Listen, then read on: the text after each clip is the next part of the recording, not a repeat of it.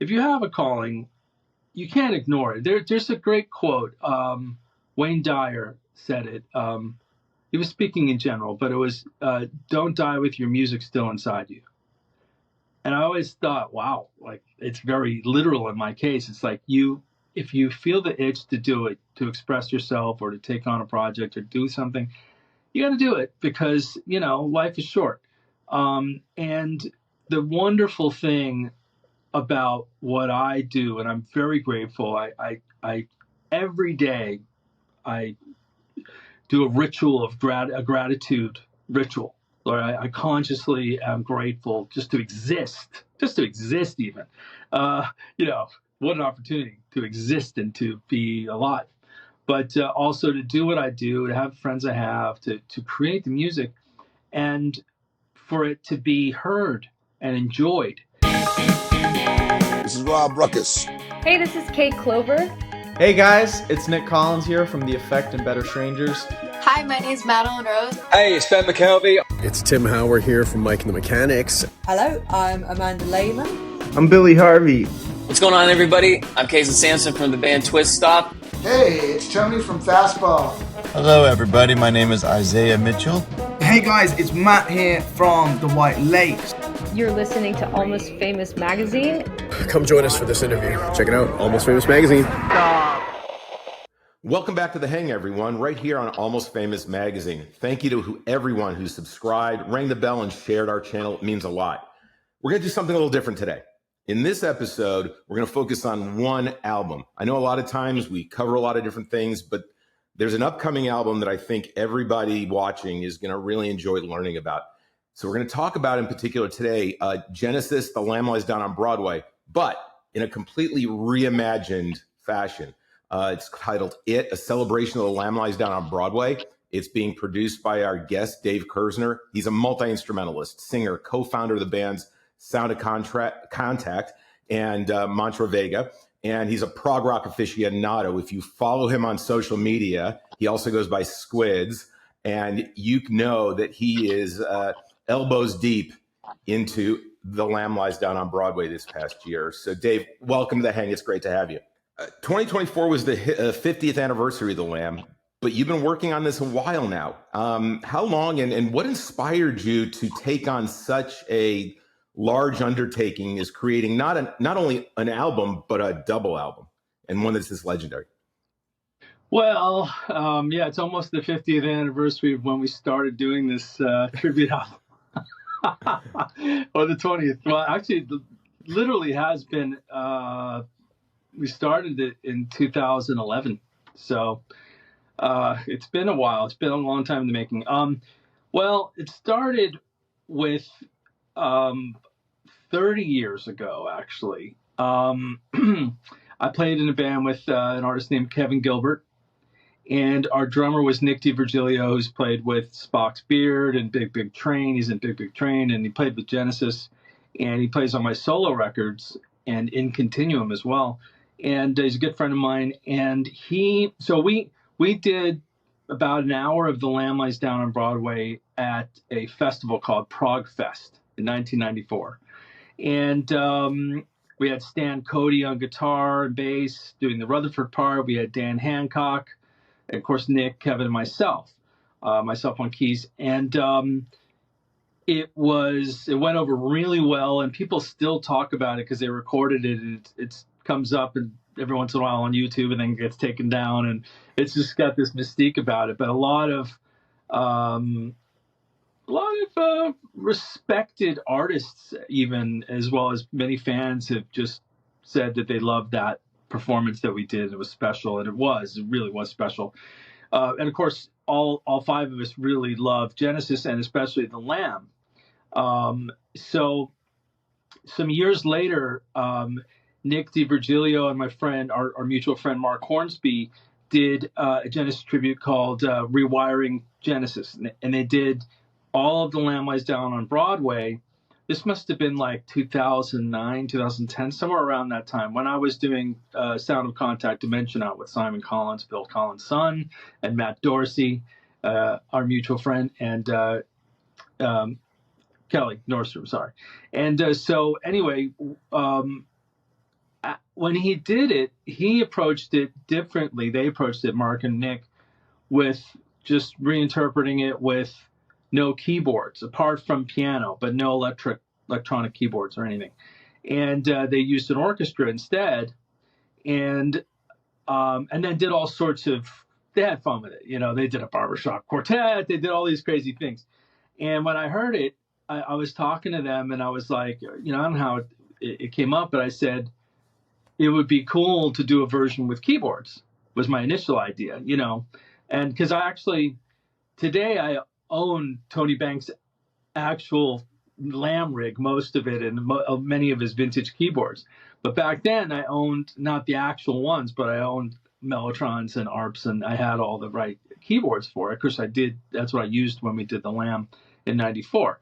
So they said sure, and we worked out a deal where I licensed the orchestral tracks, the choir tracks, and the drum tracks only, and then I was going to replace it with different vocalists and do all the keyboards and just do basically another tribute myself, which was started in 2011, and it's been kind of like a behemoth project that I've dipped in and out of for over the years. I'm like, I don't really kind of bit off more than I could chew, because the way I really wanted to do it and my vision for it was, well, what if it was done as if it was a film soundtrack to a film that was never made? Because it would have been really cool. Most Genesis fans would agree that are into, let's say, mid-'70s Genesis, Peter Gabriel era, that would have been great to have a film for The Lamb Lies Down on Broadway. And believe me, I'd do it if I had that kind of budget.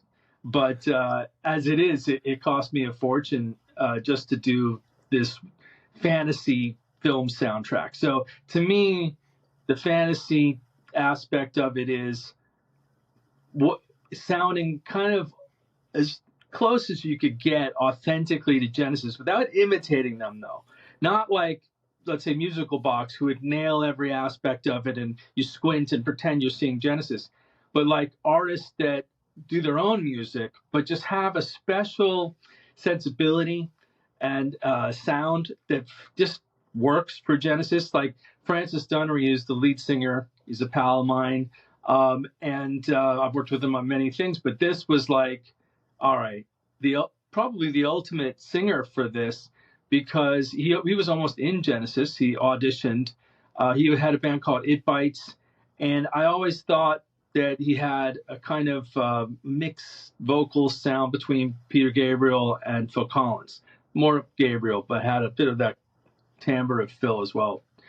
And so anyway, so I initially started the project off with, of course, I had Nick DiVirgilio. Nick also played with Genesis on that album, Calling All Stations. There's a whole story behind that, but I've said it many times.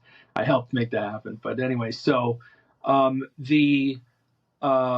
some songs we redid because we didn't want to do a barbershop quartet, or we didn't want to do a bluegrass version of Slipperman. And some of the adventurous things they did was like, all right, we need to reel it in and keep it more of this concept that I had, which was to sound almost like Genesis, like authentic, where you might, as a fan, want it to sound authentic. Like, I want to hear an RMI keyboard. I want to hear through a phaser. I want to hear an Art Pro soloist, the proper sounds. But not only, it's blended with the orchestra. So it's sort of like my fantasy of, like, if I was in Genesis, which would never happen because Tony would never share the keys, but it's fantasy, so we could pretend.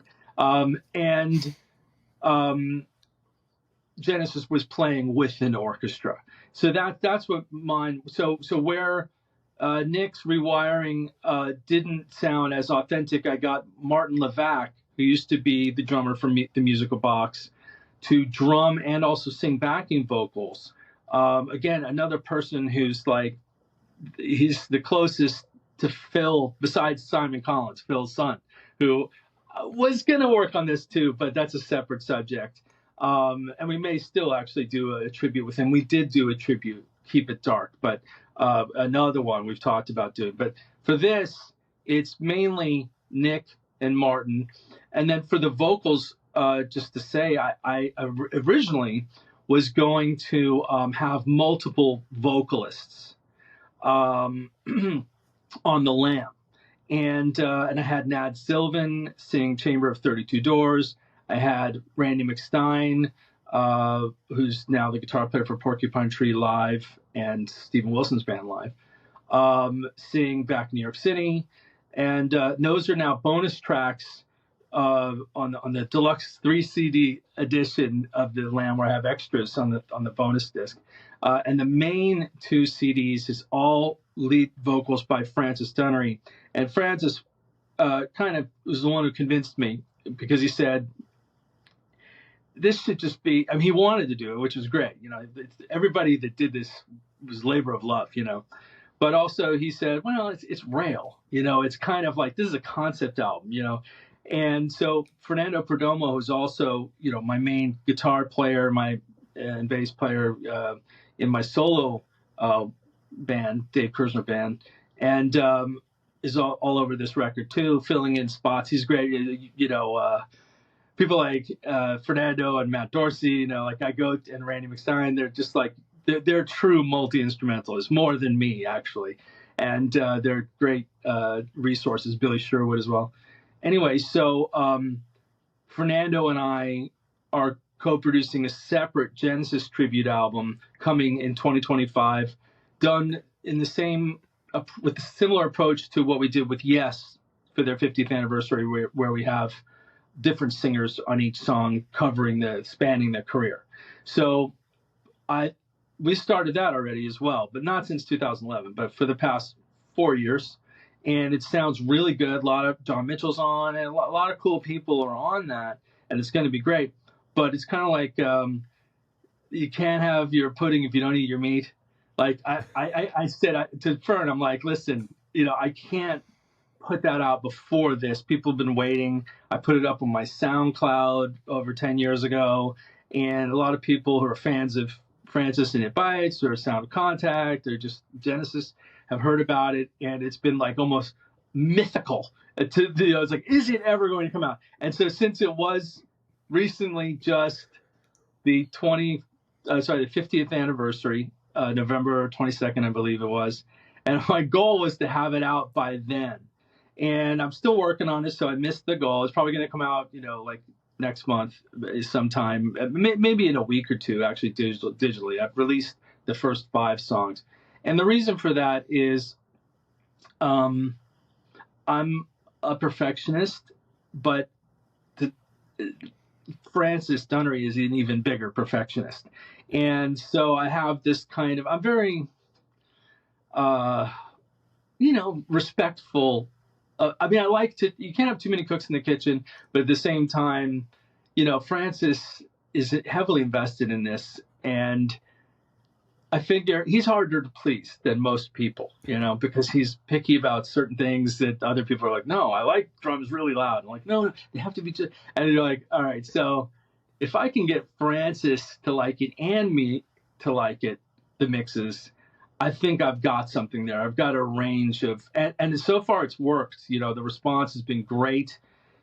Steve Stevens, all kinds of, Anto Drennan, who played with Genesis, they all said they loved it and everything. I haven't played it for Genesis yet, but I will. I'm going to probably send it to Nick Davis, their producer engineer, soon. And, but it's kind of like getting this barometer of, if you're going to do it, even though it's so much work, you can't even imagine to do it right. I listen to it, I go in the car and I listen to it, I think about it, and the refining process is very deep, because you've got an orchestra and you have to make decisions. Is there going to be more orchestra here, or is there going to be more keyboards? And now it's even more complex than it's ever been for the original, when Nick Davis had to remix the original, or Nick and Mark mixed rewiring. It's like, yeah, but now you've got all these extra layers and you have to make these tough decisions, not to mention tons of new things that we've added. Roger King from Steve Hackett's band plays on it. Stan Cody and Dan Hancock from Giraffe, from Kevin Gilbert. I mean, so there's, and Steve Rothery from Marillion, and everybody's doing it from their studio. And then I've got to bring it all in here and make it sound like we all played together. And that's the magic. Man, okay. That journey, because I remember when you put it on your SoundCloud, right? Oh, So we've wow. been waiting for this day for a while, and I have heard the tracks that you've put out on your Bandcamp, and I've got some questions about that. But like, Sure. one of the things I'm curious about is, you know, that some artists have had their albums, their classic albums, like some Kiss albums, things like that, recreated by other people. And they may do it sonically well, but it loses some of that heart, some of that soul of the original. So how have you balanced keeping that alive and that feeling for this reproduction, right, while adding your own perspective? Well, some of these things aren't necessarily as conscious or planned out beyond knowing who to cast for the song and who gets it and who really has an authentic approach to it. So, and, you know, a lot of things, and I like to just sort of, when I get the opportunity to mention, it's a very collaborative project in the sense that, and I love this kind of this is sort of how I really ideally like to work, where you got to have a captain of the ship. You have to have somebody making sense of all of it and putting it together and making decisions. And that's my biggest contribution, because some songs I might not even be playing on it. You know, I'm the producer. So, and I didn't do the orchestral arrangements. I added some of my own, but that was John Hinchy who did it for Rewiring. So some people are like, Dave, you're an orchestral genius. So I'm like, well, no, actually John is, but I do manipulate it and I do enhance it. And I do also play keyboard orchestra stuff. And you know, and on my own albums, I use Joe Denon's for strings. And I do a lot of, you know, symphonic sound production and stuff. But anyway, so, you know, it's part of it is about knowing what your materials are, who are you working with. Nick DiVirgilio, it just doesn't get any closer. I've been very fortunate. Phil Collins is one of my all-time favorite drummers, and I had a chance to work with him. I actually co-wrote a song that he played on. Was his last song that he really played, that was prog, called "The Big Bang," which is on Simon Collins' solo album. Which one was that? His third solo album. Was it you Catastrophe? Catastrophe. No. That's right. I actually just happened to listen that out. I was out running yesterday and listened to that album, and I love that song. I mean, there's so much power and energy in it. It's basically a drum duel between Simon and his dad, and it's amazing that. Well, I mean, of course, you know, Simon Collins is a great drummer, and they just did this Drumeo interview with Phil and his younger son, Nick. The whole separate subject. But we'll talk about that if you want. But anyway, and a guest and a special guest appearance by you, in a photograph, if I recall from watching it. Yeah. They put a photograph of Genesis, and it just so happens that I'm in it. Simon's also in it, and so I would imagine some people are like, "What's that? Why? I'm in the middle of the band." It's great. But anyway, on that, so Nick, you know, is a great guy, and of course, you know, hats off to him for all the stuff that he did drumming with Genesis on their last tour and everything. Simon is also a great drummer, maybe, you know, like one of the best, you know, for that style, and doesn't really get a mention, unfortunately, in that, and, you know, family politics or whatever. But and in general, I think he's kind of like, those who know Sound of Contact, those who know Simon, know that he's a talent, really great drummer and singer. So anyway, he had that as a drum duet, and he was working with a producer named Kevin Churko, and they sent me the tracks, and I played on some other songs on that record, Disappearing, a few other ones, and but that song I really kind of went nuts with the keyboards, and I actually kind of co-produced it, but I don't think I got a credit, but anyway, I turned it into like a prog thing, instrumental. I mean, it was a drum duet, but I added these mellotrons and, you know, things that were. So that was why were we talking about that? I forgot. I think we're talking about like kind of recreating or giving it that soul. Right. Yeah. Without getting too far afield. Yeah. Sorry, I went off track there. So yeah, I think it's not something you talk about, because if you have to talk about it, you're not going to get it. You can't say, yeah, I need more of the Genesis soul. I would just be like, I'm sorry, but it's not working, and I'd try something else. So, but that, I think, I was trying to, I was talking to somebody recently about production, and it's an area that's the least understood, maybe, because playing an instrument is understood. I mean, there's things about drumming that's like the difference between one person just playing notes and another person playing with feel. There is that also. And then there's keyboards where somebody's playing some like digital keyboard terrible thing, and somebody's playing like the real deal sounds. So each instrument, and then guitar, there's the pedals, and I'm into all of that. But with production, with each area, actually, I take it back. Even with engineering, there's things that you can use, like they used an original Helios console. I have some of those channels. I also have plugins. There is a knowledge, an understanding and knowledge for each instrument and each role. But for production, especially if you're trying to do something that's new, combined with something authentic, you have to know, first of all, what's authentic. You have to do your research. You have to know, like, what's it supposed to sound like? I've spent years not only researching and playing with the instruments and stuff, but I've been lucky enough to work with two Genesis producers, Nick Davis and Hugh Padgham. So they're like mentors to me. And so I've gleaned a lot of knowledge from that. And then just over the years studying and talking to fellow musicians, Ian, the keyboard player, Benamou from the Musical Box is a friend, pal of mine, and we hung out. We were talking about the organ drawbars, and he doesn't know either, but he's got to play it, and he's like, well, I thought it was this. I'm like, oh, I thought it was it.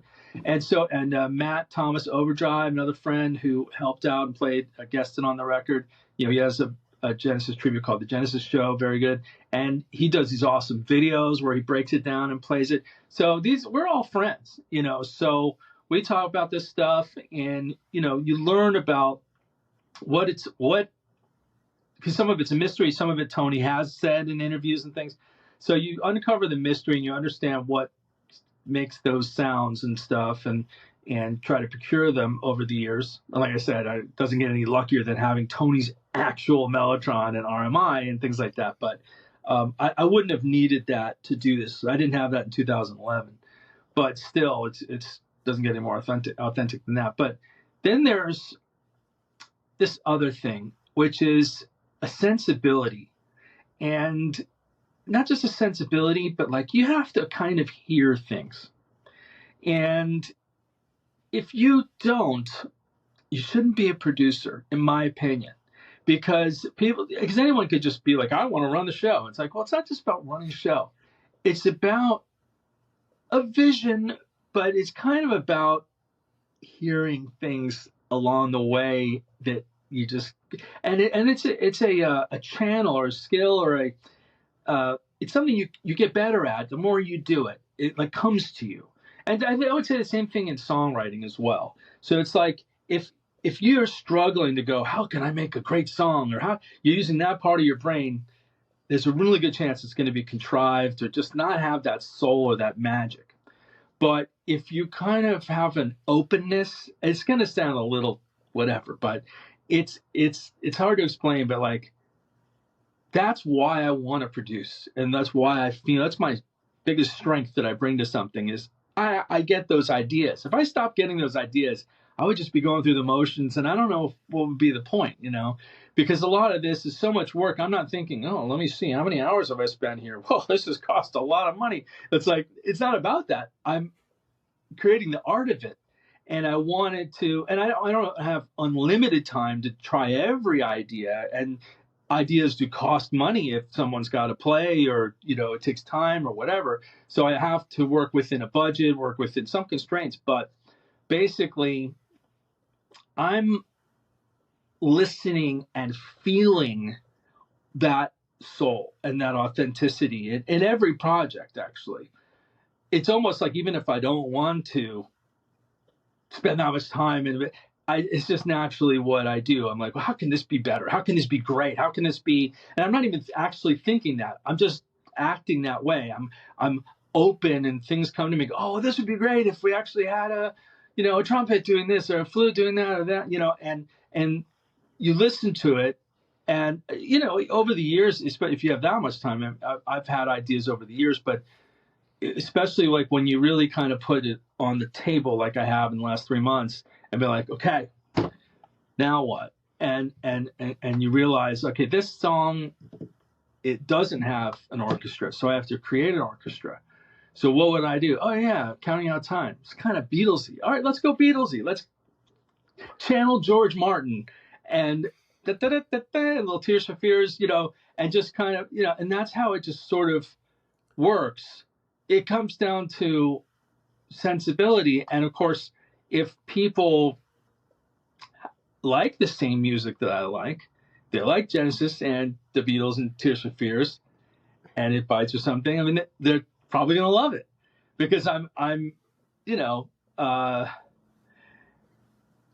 dabbling in these areas that we're familiar with, but putting them it's kind of like if you're a chef and you're like, listen, do you like goat cheese? Yeah, I love goat. You like mustard? You like truffles? Yeah. Oh, I'm going to make you a dish with all the things you like, and in a way that you've never had it before. You know what I mean? Yeah, no, I mean, one of the things that I've noticed lately, and I really have to applaud you, because the way that you work on your music, you have an openness with your core audience, with what you put on your social media, the videos that you put up.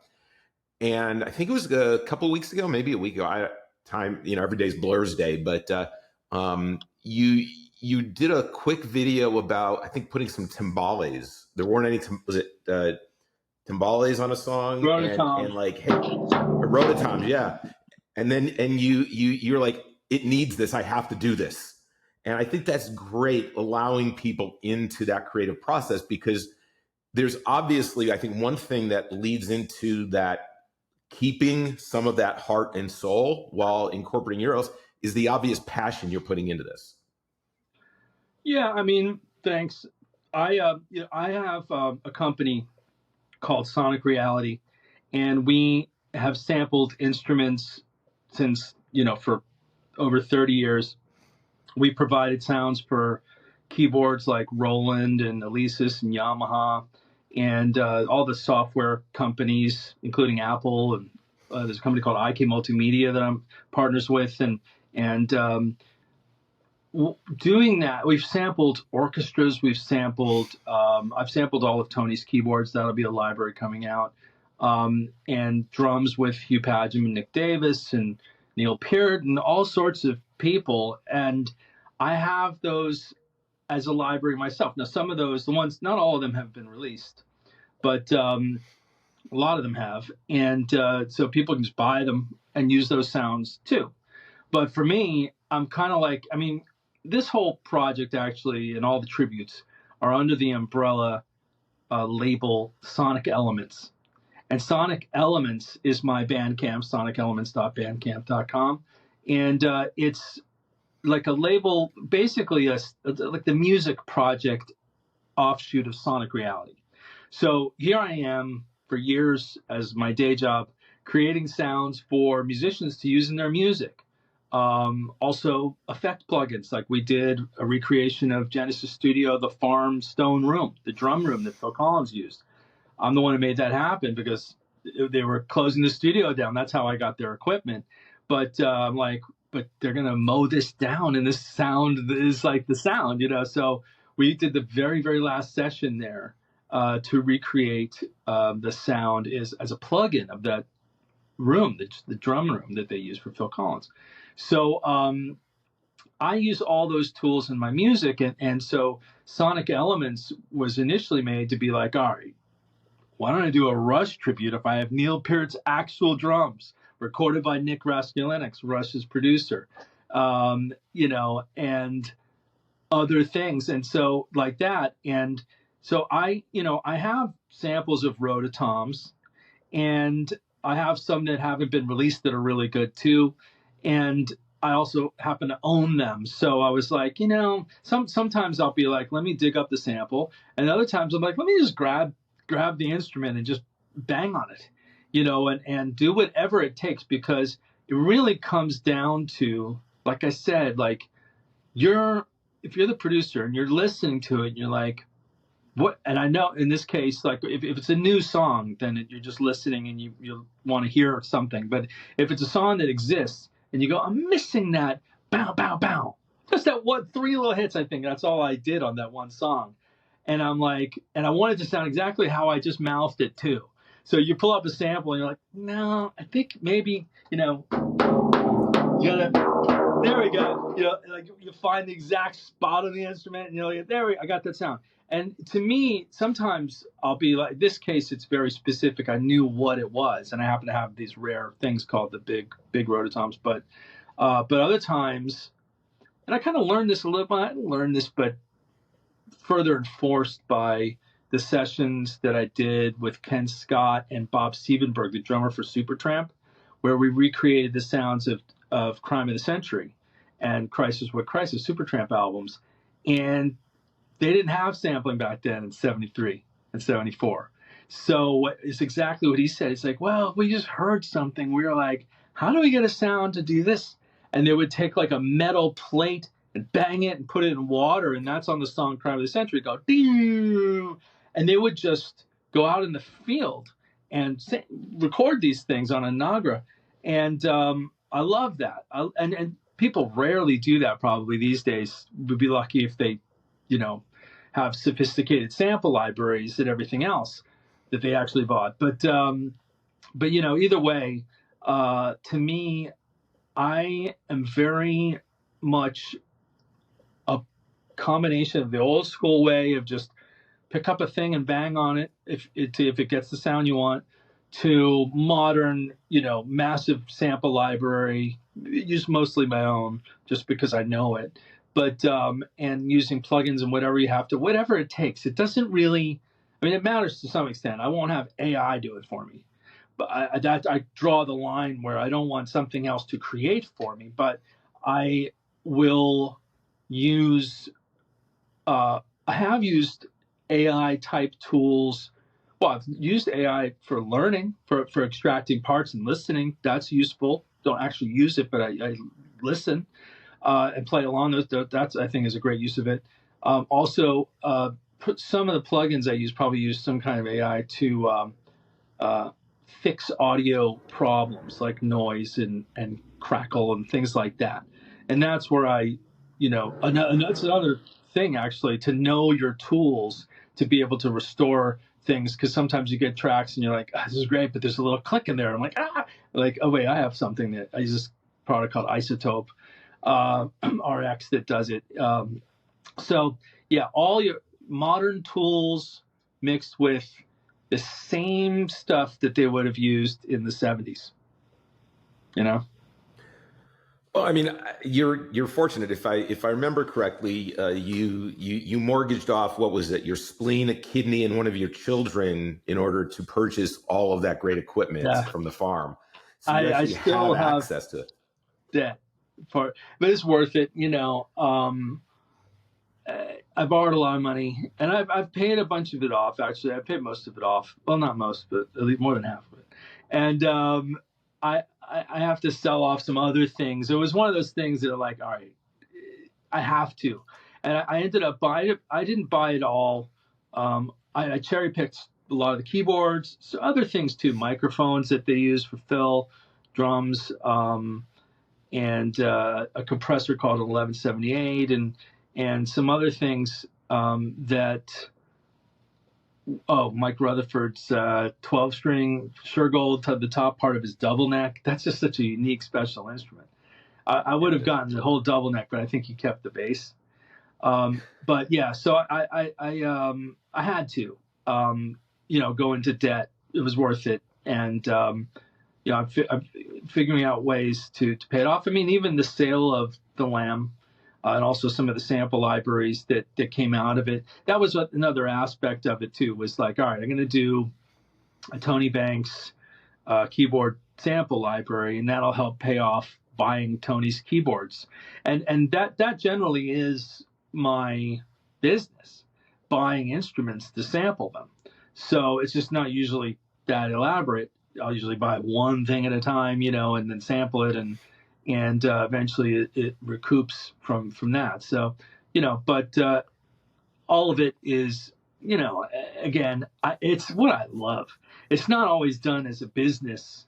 Like sometimes it doesn't make business sense. My family's very business. My brother runs IK Multimedia US, and my mom ran an art business forever. And they're very business minded. And I'm the black sheep in the family. I'm more of like the artist. And I do things I'm like, because my philosophy is as long as you can afford to live, I do work. I do, but I'm sure I can make more money if I want to sit behind a desk all day and do other things. But life goes by, and to me, it's priceless. I tell people too, like Matt Dorsey and other friends, I'm like, you gotta keep making albums. You gotta put music out. Because that's your legacy. You get to look back and go, okay, I did that. As opposed to working and making a lot of money so you could retire and then not do all the things you ever wanted to do, but maybe just chill out and have fun. But you can't go back in time. You got to just seize the moment. So I do. I love that. I mean, I'm at a point. You and I are the same age, and I think once you reach a point of really thinking about how can you do things that are enjoyable, that you love, to leave that legacy, to leave an imprint on this place that was better than when we arrived is so important. And I think a lot of people kind of miss that, and they bypass it in life. So I can really appreciate where you're coming from. I mean, it's not that important either. Like when we say leave a legacy, people aren't going to know who I am 100 years from now. They're not going to know who a lot of us are, I don't think. But that's okay. I think that there's it's kind of like what I was saying about when you hear things. It's also if you have a calling. If you have a calling, you can't ignore it. There's a great quote. Wayne Dyer said it. He was speaking in general, but it was, don't die with your music still inside you. And I always thought, wow, like it's very literal in my case. It's like if you feel the itch to do it, to express yourself or to take on a project or do something, you got to do it because, life is short. And the wonderful thing about what I do, and I'm very grateful, I every day I do a ritual of a gratitude ritual, where I consciously am grateful just to exist even. What an opportunity to exist and to be alive, but also to do what I do, to have the friends I have, to create the music, and for it to be heard and enjoyed, because there's a symbiotic thing that happens between, and it's my favorite part. It's probably why I wanted to become a performing musician. And is your job is to move people, is to get them excited and to give them something, and then they give back this love for it and enjoyment of it. And like you're creating it, or you're the conduit, or whatever it is, and it's like an energy connection between people, and it's especially great when it's just the unspoken, like not even the ego gratification of winning an award or something, or people telling you you're great or something. It's like, yeah, I mean, that's always nice. It's better than you suck. But it's not about that as much as it's about you achieved making somebody happy. They drove to work and they're like, man, this was awesome. And they got excited.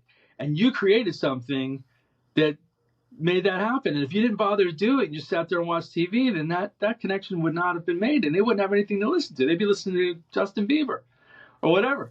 So that is the part of it. This is kind of, and it's also kind of putting back into the world what I like.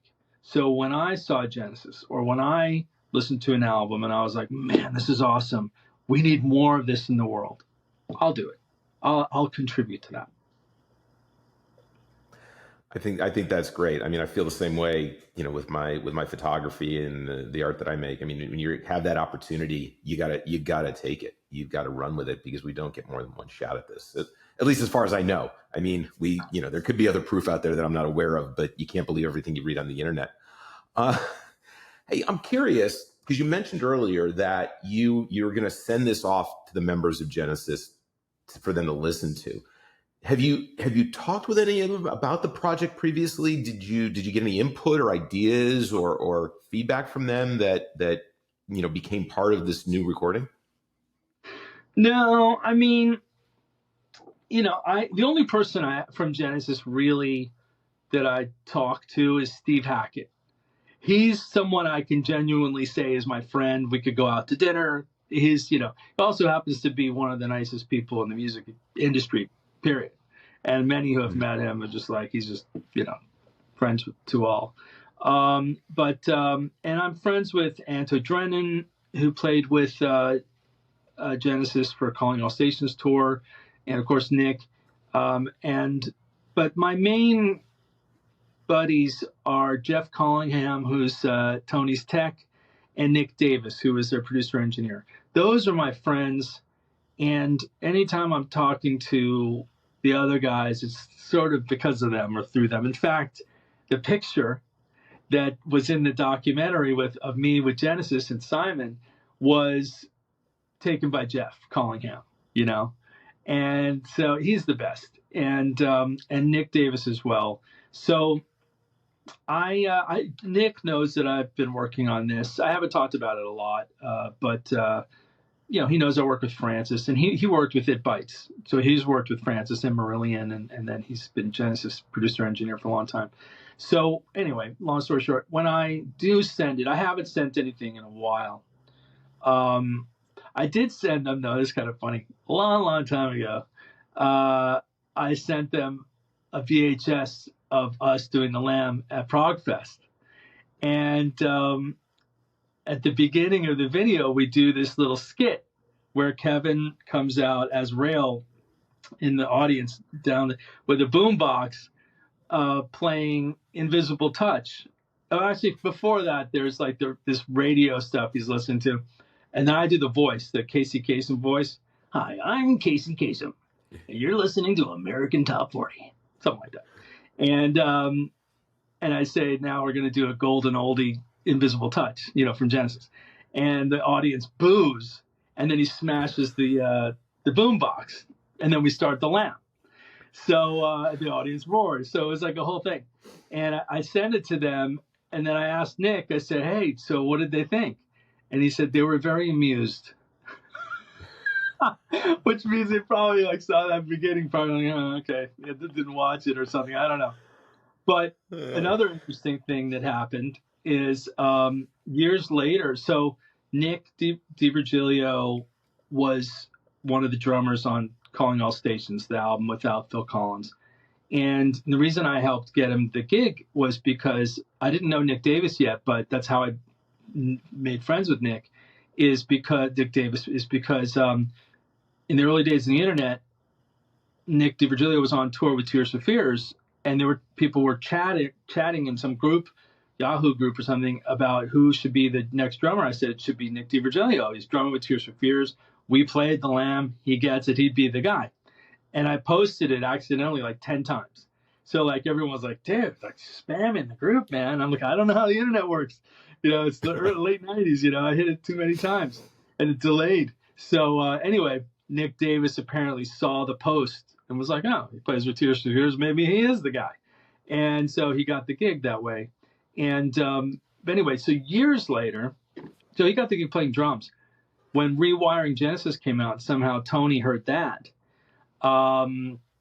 He told Nick Davis, who told me, he said, wow, so I didn't know Nick DiVirgilio could sing. Because he didn't audition for the vocals. He's like, if I knew he could sing, if we knew he could sing, he probably would have got the whole gig replacing Phil Collins. So I told Nick DiVirgilio this, and he's like, oh. And Nick's got the best attitude. The guy is just he's just an all-around good guy, and he's like, oh well, I was just happy to to do anything with these guys, and I'm like, and I think there was part of him that was sort of like, I don't even know if I believe you, Dave, because that's ridiculous. They would have had me, and then sure enough, he was playing with Cirque du Soleil, and he was in London, and Nick Davis and Tony Banks went to go see him and went out to dinner with him, and they told him themselves. They said, if we knew, and he was like, oh my God, it's real, But anyway, I will send it to Nick Davis, and Nick will probably play it for Tony, maybe. And but it's okay. I mean, obviously, first of all, they will all make money off of it because it's a cover, and you do a license, a mechanical license to do it. And so it's, it's a drop in the bucket for these guys, but it's still, something positive, celebrating, Peter Gabriel as well, and all those guys, this album.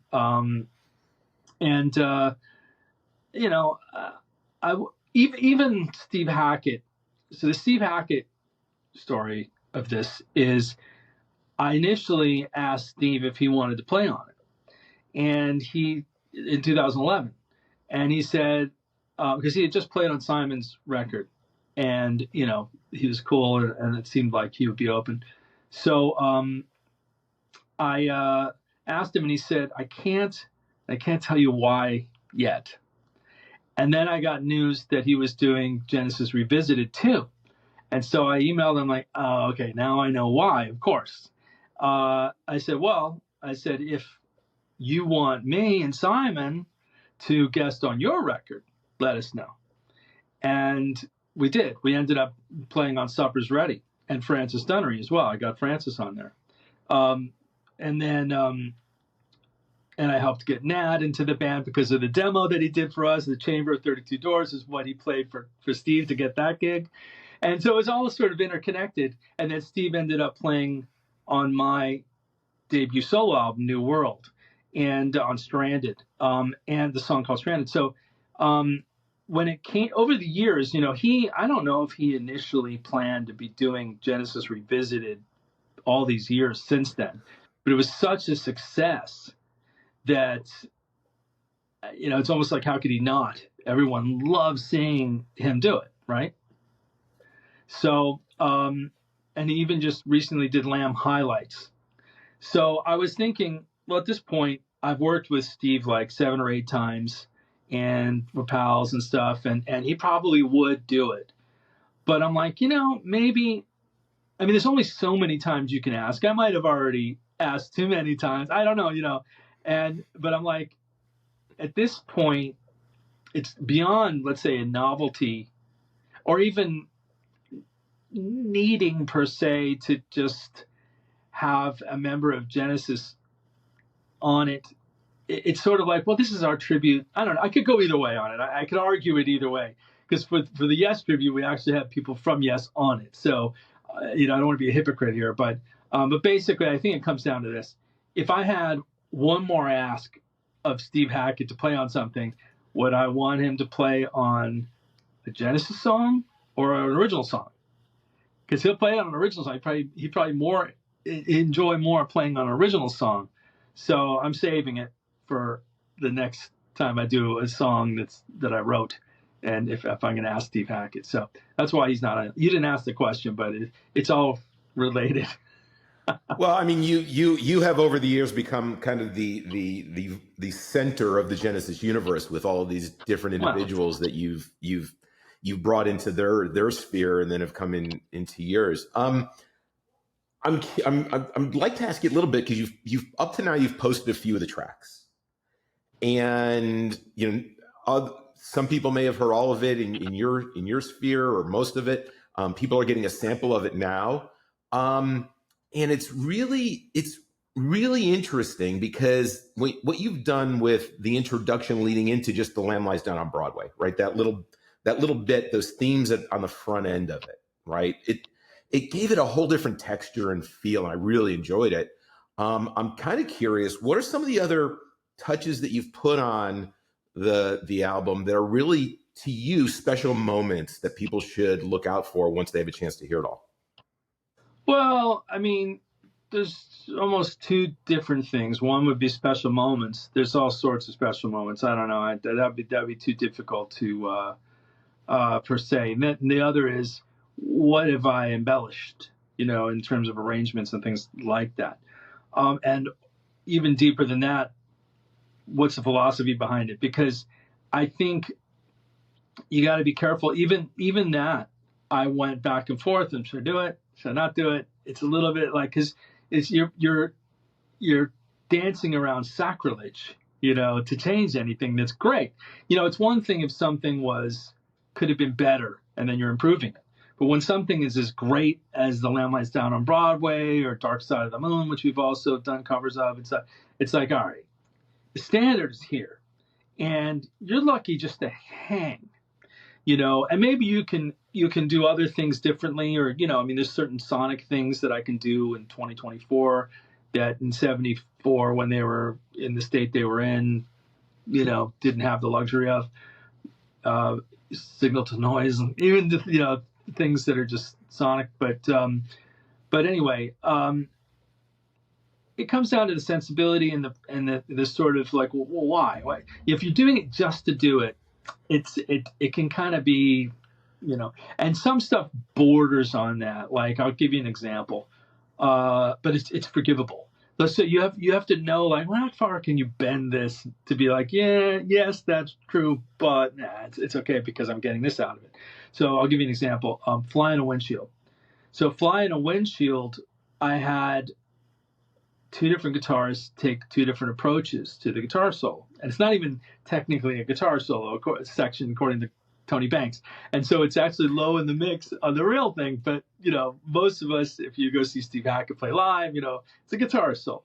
So that's one thing, is it's up in the mix as a solo on this. But I had Dan Hancock, who played with Giraffe with Kevin Gilbert, and I do the almost note for note guitar solo as done on The Lamb by Steve Hackett, his version, like he did with us with Giraffe. And then I had Francis Dunnery, who's a great guitar player. He's the singer on this, but with It Bites, he's an amazing guitar player, like Alan Holdsworth level craziness. He's really good. So he did a guitar solo, and he did his own thing. And so I was going back and forth between, well, which one should I use? And then I thought, well, why don't I use both and just extend the whole thing? Because, we're bringing something new to the table. And to be honest with you, it's a little long.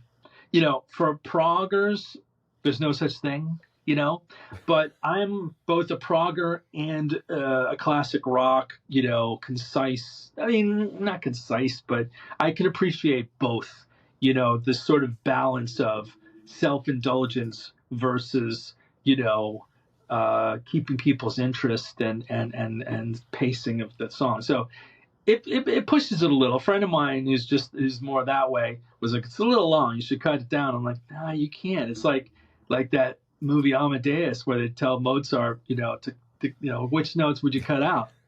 So it's embellished, and I think some people are going to absolutely love it, and some people will think it's a little long but forgive it, and other people might think other things, but I really don't care. And but that's a moment that was just like, oh. I did the same thing with Riding the Scree. Part of Riding the Scree, part of like, there are some things that I do with tribute songs where it's not that I think there's anything wrong with the original, but it's more of like a fantasy of like, well, what if, like what if I was in the band, and they listened to me. So like we did a cover once of Tom Sawyer by Rush. And I'm like, oh, it's got this great mini mode lead line. I'm like, what if he went off and did a solo? And that's what I would do if I was in the band. And so that's what I did with that same sound. And so it's kind of like, oh, cool. Like we get to hear a bit of a what if. So I'll do that. So with Riding the Screen, the fantasy also there. So there's always a deep philosophy of like, well, what is the premise of this? Why did they do it? I never do it just to do it. It's always because, oh, well, if that's the premise. So the premise of this whole thing really is kind of like, if we were actually, this gives a good context for the whole thing. If we were performing the Lamb with a movie, so you get to imagine that, seeing Genesis or even the musical by some band with an orchestra and the film live. That's the ultimate experience, right? So if we were doing that, I would be the musical director and the conductor or whatever, and one of the keyboard players. So for one, it starts off with that music of just the orchestra, like people are still walking in and getting their seats. That's the intro to the Lamb. So you even hear the New York City street sound effects and stuff, and you get this kind of like precursor or overture, sort of like the Who, Quadrophenia, the kind of a thing where it's sort of like, all right, we're about to start. You better get your seats, and then so riding the screen is kind of like, all right, this is a fun, wacky, right? And we've got an orchestra. So we got an orchestra and we have a keyboard player. So what I did is I extended it, and it's sort of like they're talking to each other. So like, so it's like fun, and it's just more of something that was always great to begin with.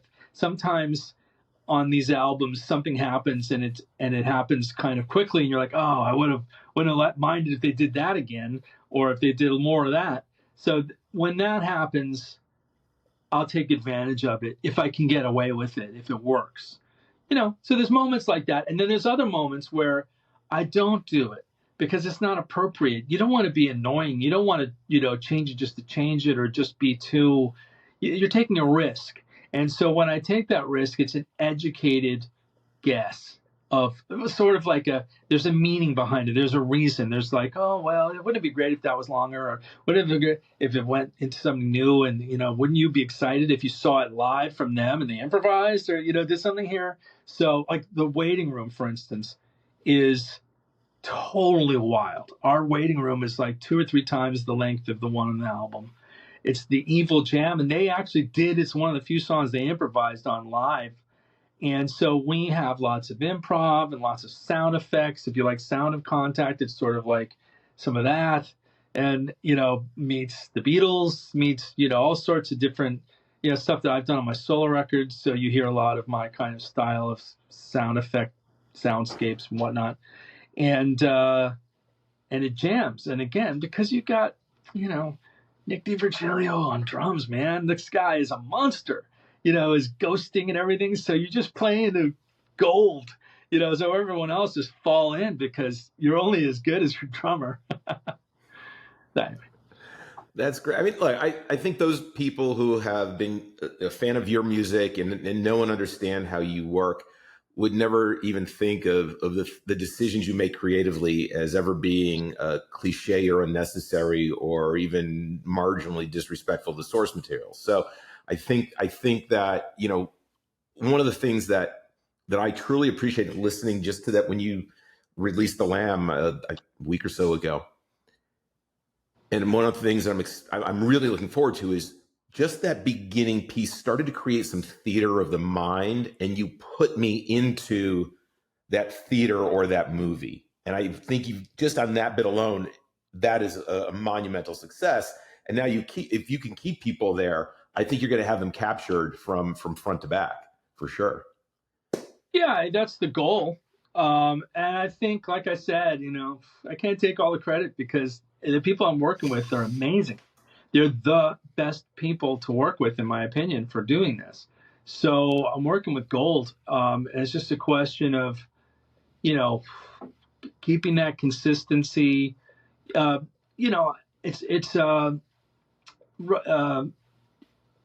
have a barometer, you have a standard that is both the original and what I've set, let's say in the first 5 songs, to be like, all right, well, I've revealed this is how I see it. This is what this is. And hopefully even to some people that are waiting patiently on pre-order, it's like, this is why it's taking so long. Listen to this thing. Listen, In the Cage, man. It's it got so much going on. But the goal is, and especially in the mixing stage, is to have so much going on, but not have it fight and be unpleasant to listen to, or a cacophony or a mess. So that's the challenge, is to make it all kind of balanced in a way that you hear enough of the original band so it doesn't sound like Muzak, because that's the risk with orchestra stuff, is it sounds like elevator music. You really screwed up, I mean, in my opinion, because it's rock music. So there's all sorts of decisions that are based on that kind of a balance. And then, of course, like you said, it's not just the sonics, but the emotion of it. And but fortunately, I'm very picaresque, film-oriented type. I do a lot of visuals with my music, and I love that theater of the mind. That's a great way to put it, kind of thing. And so, in a way, it's sort of, that's the point. It's like a soundtrack to a movie that doesn't exist. Or will it someday? That becomes the bigger question. Are you doing something that could lead to that down the road? I mean, as history goes, that was a period even in Genesis where Peter Gabriel was dabbling with some people in Hollywood and talking about films. So you never know. Somebody may watch this and go, wait a minute, I got to listen to this and get in touch with that guy because we need to make a film. So you never know. Well, if they want to make any film, I'd love to score a really good sci-fi movie anyway. So if that happened out of this, then I would have to say doubly. Maybe it was like the smartest business move ever, But I'll tell you from this podcast, we know that people have driven 200 miles in Germany to see a gentleman do an album release. We've had people who have shown up at other shows. And listened to the podcast and shown up at people's shows because of the podcast. So you never know what could happen. And I think that's one of the greatest things about having conversations and just putting things out there. You never know what you might say might come true. Yeah, but to be honest with you, this is what I wanted to come true. This is, just to complete this, is its own reward. And that is usually the case, by the way, with every album. It's kind of like, I never do it for the money or for some kind of accolades or some kind of like, this will lead to other things. If it does, great. But the point of it is to, reach a standard that you were going for, reach a vision, do your best to express what you want to express and just get it done though. And be able to let go of it, because it's hard to do that. Part of the reason some things last a long time is because I'm kind of like, and it's like, all right, it's time, it's done.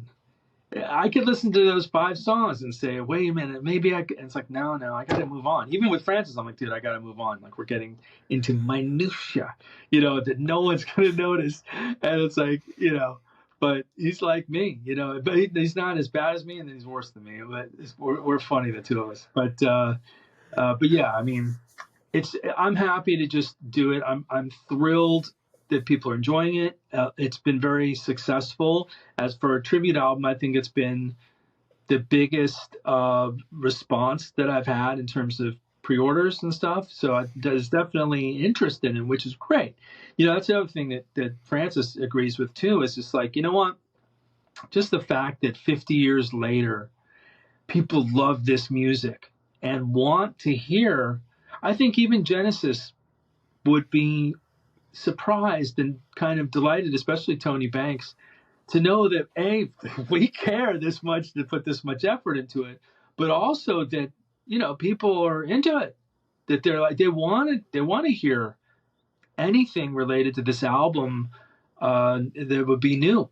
They have their own box set, but I think it's just like stuff we've heard before. But, if they had put out like a bunch of outtakes or an alternate version, or Peter Gabriel did it with a symphony, people will go nuts more than they think. But, since they're not doing it, we'll do it.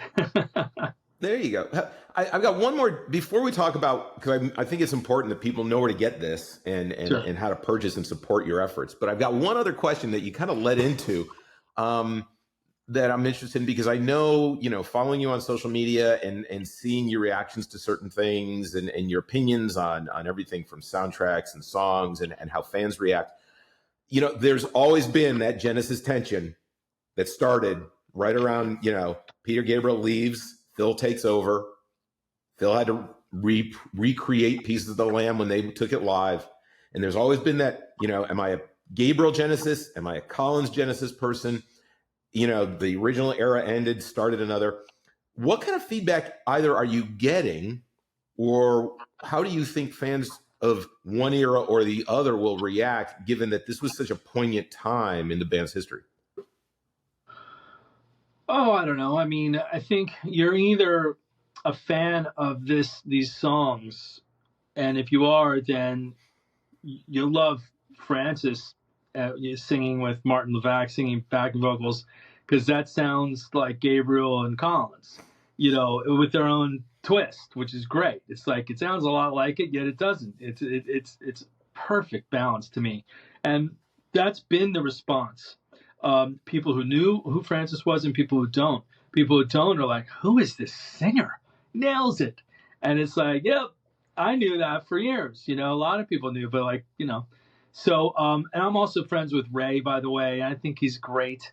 You know, so we talked about working together. So, I mean, you know, I'm personally a fan of all the eras. You know, there's albums I like more than others, and there's songs, you know, like I think everything up through Abacab, I loved every song, including Who Done It. I don't love it, but I'll listen to it. And after that, it's like, okay, it starts to get hit and miss for me. I'm not as into the joke songs. Some of the pop songs are not for me. But I love the band. And, you know, I even created a group because I was sort of annoyed with this division of fans or whatever. And I'm like, it's called Loyal Fans of Genesis on Facebook. And it's kind of like the rule is really simple. You just got to be respectful. You don't have to like everything they did, but you just got to like them. You know, you got to be fans of them. And of course, you know, the whole thing with Phil, it's like, well, if you like the Lamb and the Gabriel years, Phil is the drummer. He's an amazing drummer, and he's singing a lot too. So, you know, but I think obviously with Phil, it's an unusual case because he became a huge pop star, and that sort of unfortunately sometimes taints his immense artistry in Genesis. You know, as a drummer, I mean, the guy's like one of the best drummers in rock. You know, like he's probably my favorite drummer, and up there with Bruford, and as a singer as well, he did some just very unique, beautiful sounding vocals, and powerful, and you know, so he's amazing, and so they both are, and I think that, but I think, you know, look, I mean, the fact that it'll be more interesting to see the reaction to the Genesis tribute where we do songs from the very first album, from Genesis to Revelation, which, you know, and all the way up to, I think, Genesis. I think we're calling it from Revelation to Genesis or something like that. There's going to be all of those. We might go further out, but I think it was like, all right, we got to pick a time to, and so that one might have more of a mixed reaction where people are like, you know, I don't really want to hear that song or whatever. But I think with the Lamb being all encompassed, like this is the Lamb I saw on Broadway. You either like that album or you don't like that album. If you don't like that album, you're not going to like our version. You know, you're not going to be, it's not for you. But if you do, what I feel proud of, again, I'm doing it to my own liking and Francis. You know, it's like the two of us, I'm like, all right, let's just make sure we like it, and then we're good. But to hear some people say, even like, you know, prog snobs admittedly say, I was skeptical, but you pulled it off. One person said, you pulled off the impossible. And like he said, I don't even like covers. And he said, I went into it and like, I'm like, okay, I like this. You pulled off the impossible. And to me, I'm like, well, it doesn't get any better than that to be, you know, because there are people who love covers and people who love anything Genesis or anything, you know, related to the band they like. And then there's other people who are like arms folded and like, impress me. You know, you've got big shoes to fill. And it's like, I'm like, well, I know. And honestly, if I was doing a Lynyrd Skynyrd tribute band or tribute album or something else that wasn't my thing, but like Genesis is in my blood. You know, I've been, you know, just, I'm not an obsessed fan. Maybe I am an obsessed fan. I don't know. I'm not like, you know, I don't go around with bat wings. You know, maybe for Halloween I would, though, if I had them. But anyway, like, you know, like I feel a strong affinity for it. I think one of the reasons why I wanted to become a keyboard player is because of Tony Banks. there are a lot of us keyboard players who feel that way, who just, think of Tony as like, one of the best ever, just in a league of his own. And I'm honored and thrilled to just, even like you said, like just to have a cameo in the Phil Collins video in Genesis when they're talking about 50 years of Genesis. Like, wow, all right, that's a novelty, fun little, token gift for me as a Genesis fan to actually be in there somehow. And I'm not, and it's like, I just do it because I love it. And I feel that we can do it justice. We can do it with that respect and give people something more that isn't like cringe. You know what I mean? Because that's the risk that a lot of people try to do. It's like, it's either exact like the original, which is great, and that's cool, it's been done, or you take some risks. We're not totally changing it, but we're being faithful enough and creative enough to get away with it. So, and I feel the same way about Genesis and the entire family tree of it. I mean, the first time I heard Genesis, I'll never forget it. And it was 3 Sides Live, and then I got to see them on the Genesis tour at the Syracuse Carrier Dome. You might know a thing or two about that place. Yeah. And I'm with you. It is beautiful, amazing music. Some of it's hit, some of it misses. And even, the detractors when Phil was gone, I don't know, would Ray Wilson be doing what he's doing today if it were not for that opportunity? And his music is incredible for those who have never, taken the time to really appreciate him. So, yeah, and we could probably spend hours, you and I, going down the entire family tree and talking back and forth about Genesis. But I think, you've done a great service to them in the past. With the work you've done. I mean, you did a cover your cover of Keep It Dark was tremendous.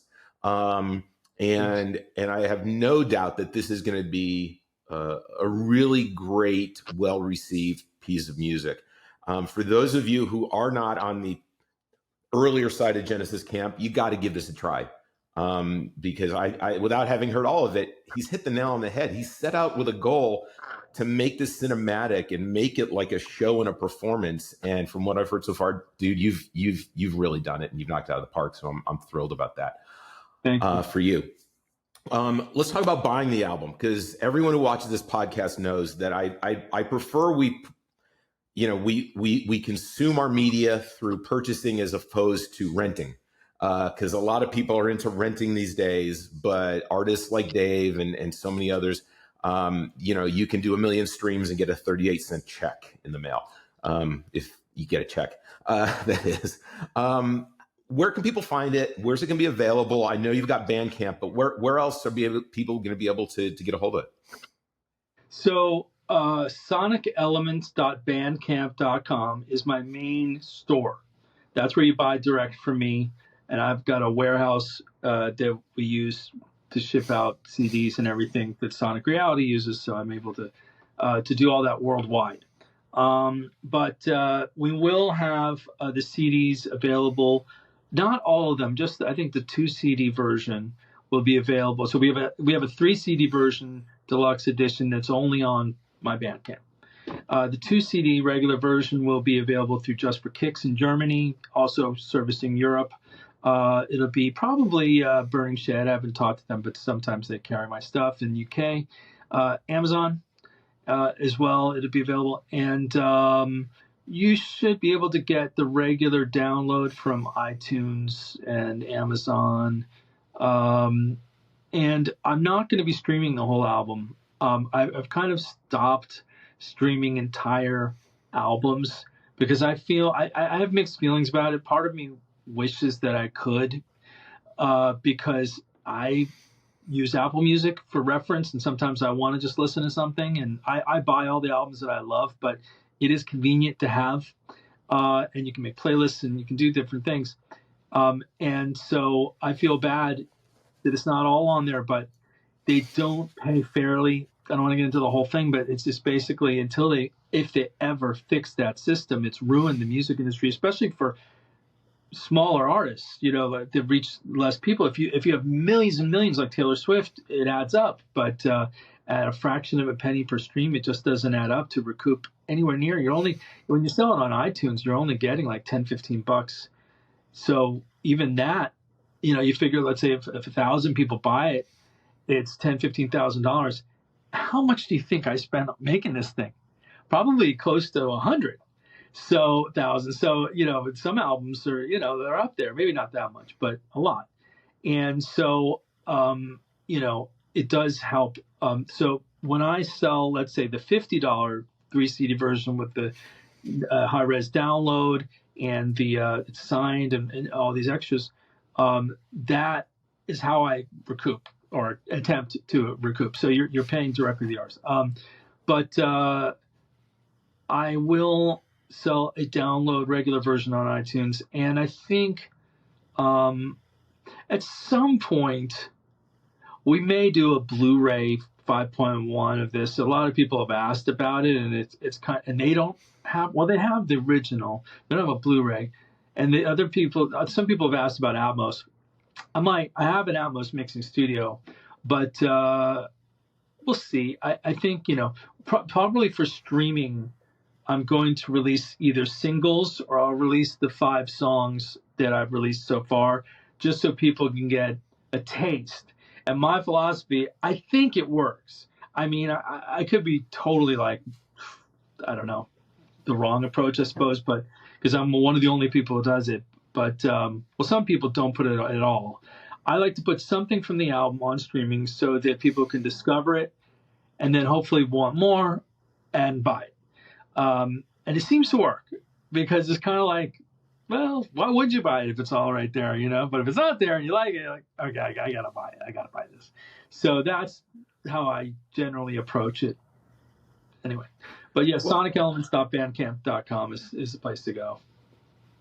And you may not be aware of this, but I've actually, one of the reasons why I talk to everybody about buying their music and supporting artists is primarily because I've watched how you've done this. And I've talked to other artists who struggle to bring in revenue, and you've done an amazing job. I mean, we've got to support art. It can't be something that you rent and artists aren't supported by the medium for which it's procured. And you have, in my opinion, led a way that other artists could follow to drive additional revenue for the art that you've created. So I applaud you for that. And I've talked about it before on this podcast. So guys, go out and buy this. This is something you're going to want to sit down with wherever you are, that you are most comfortable listening, and put yourself in an experience and have this with you, and support all these great artists that have been on it. I mean, these things don't happen on their own. They happen with money, and an artist like Dave's got to bring the revenue in so they can continue to bring you other albums, just like his next Genesis tribute coming later in the year. So go out and buy the album. Thanks. Yeah, and it's funny when you say that, and it's really in some ways kind of a shame that it needs to be said, or that it could even sound like begging. Or, please help support, because it's kind of like you do have to say it just so people know, because it is important. But I will say that whatever happens, and I'm actually grateful and fortunate that somehow it's enough, to do it. It works out. I have some amazing supporters who always buy the deluxe editions and the backer versions, and because they truly love it and they get it and they want to support it. And I'm that same way too. I buy deluxe editions and I want to support the artist, but also it's so that this stuff can exist. And but like I said, I feel like I did this for you. If you're the type of person who enjoys this, I did it for you. You know what I mean? So, I mean, what more fun thing to buy than something that was done for you? Like it's the lamb. It's not, some rehashed, the same thing in a box with just another ribbon on it. Or, this is a fresh, reimagined of a great album of music. They just don't make it like this anymore. You know what I mean? And so it's fun to be able to do it. I don't want to do it and then beg to be like, oh my God, what have I done? It's like, no, I knew what I was doing. Even if I lost money, but I spent money over the years and time, it's what I enjoy. It's like if you were spending it on building a boat, like a hobby or something. It's not a hobby. It is my business, but it has that element. I think most prog artists, it has that element of kind of like, look, I could make a hip hop song or a dance song or one of these, covers with a drum machine, and it'd be so much easier. But I'm going to put some time and effort and artistry into this and skills and practice and do whatever you have to do to be able to offer the world something of value that is valuable to you. You know what I mean? And so for that, I do it anyway. And if people support it, then it just adds fuel to the fire. Look, to be honest with you, right? If Genesis was to get behind it, which I'll try to see if they'll get behind it. And the millions of Genesis fans that are actually out there hear about it and they bought it and we had that kind of money, then maybe we would make a film. You know what I mean? Everything is related to money. In terms of I'm stretching the dollar. I'm good as a producer of stretching the dollar. But if I actually really had the funds, I always wonder, like, where is that rich benefactor like Paul Allen, who's sadly no longer around? He just goes, man, I love the Lamb. Here's a few million. Just go make me a movie out of it. You know what I mean? Like, that's what I would do if I won the lottery. I'd be like, here, make me a Lamb. If I ever win the lottery, I'll chip in. Trust me, because I think what you're doing is great. There's no doubt there's no doubt I wouldn't support something like that. So definitely count me in. First I got to win the lottery, and I didn't last weekend. So we'll see how that goes. Yeah, it's like 1.4 billion now. So. Oh no, it was one. Somebody near Bakersfield, California, won it. Really? It's back down to like 25 million. Yeah. So what can you get for 25 million these days? I mean, come on. That's not going to support some people for a week. Dave, I got to tell you, this has been incredible, and I hope that when I reach out to you down the road and say come back again, I think there's so many things that we could talk about. Whether it's the genesis of your career way back and how that started, and your passion for it, or we talk about Genesis, or we do a roundtable discussion on the future of music as a consumer product. I think it'd be a great conversation. I've really enjoyed this, so thank you. Cool, thanks, Scott. Yeah, everybody, please go out, buy the album, support Dave, support what he's doing, support other artists. Dave, this has been incredible, and I look forward to us talking again sometime soon. Thank you, man.